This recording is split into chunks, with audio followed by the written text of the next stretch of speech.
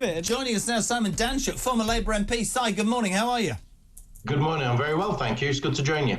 Can you just please explain to Alex and I, treat us like complete imbeciles? A democratically elected government, whether I don't know, other people don't agree, have a right to bring in a policy. We're going to this court and that court and this court and that court, and Alex Phillips makes the point. The British taxpayer that's screwed anyway, the British taxpayer with the highest taxation rate since the Second World War, faces more money for this endless argument. And while this is going on, the country still has a massive immigration problem, an NHS that's on its backside, and the government almost seems paralysed, Simon. I couldn't agree more with you. And the latest decision by the Court of Appeal was made on a majority. So you had two judges deciding that the government can't send people to Rwanda, a policy that I support. And one of the judges thought they could. And now it will go to the Supreme Court. And from there, they could actually appeal to the European Court of Human Rights. So it's far from over. This is really, I'm all in favour of checks and balances between the judiciary and government and all the rest of it. But the reality is you've got an elected government trying to push through a policy, and it's being stopped by judges, by lawyers, and by very many other, and by the Lords, the House of Lords as well at this moment in state, at this moment in time.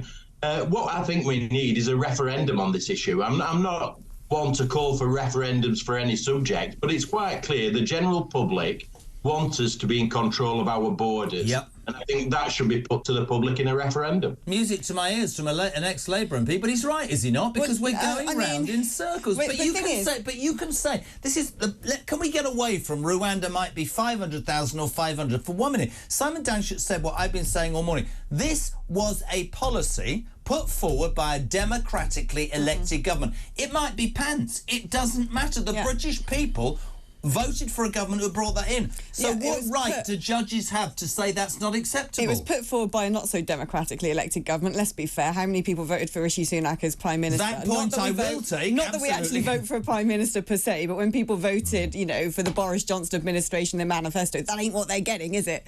No, the problem is, I mean, a couple of things. One, any government has such a narrow path to walk anyway because of the amount of international treaties and supranational organisations that seem to make more policies than we do. Democracy is almost dead. And also this government's spineless. You know, they should stand up to these international agencies and these big, you know, supranational organisations and just get on and do something. Yes, there'll be international outcry if we suddenly sent a boat back to Calais, but it would stop the problem overnight. It would stop the problem overnight because all of a sudden, if people thought they got on a boat and it was turned back round, they would stop getting on the boats. Simon, what's your response to Alex Phillips saying we should turn the boats back?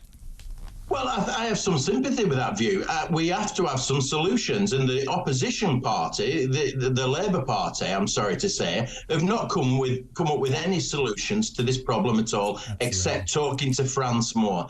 The Rwanda proposal is a positive step forward, stopping criminal gangs sending people to this country. It's for us to decide who comes to this country, not criminal gangs. On a final point, I go to Rwanda on a regular basis. I'll be there later this month. I go every couple of months. I have a home in Rwanda, and it's an exceptionally safe country. The judges that made the decision just do not know what they're talking about.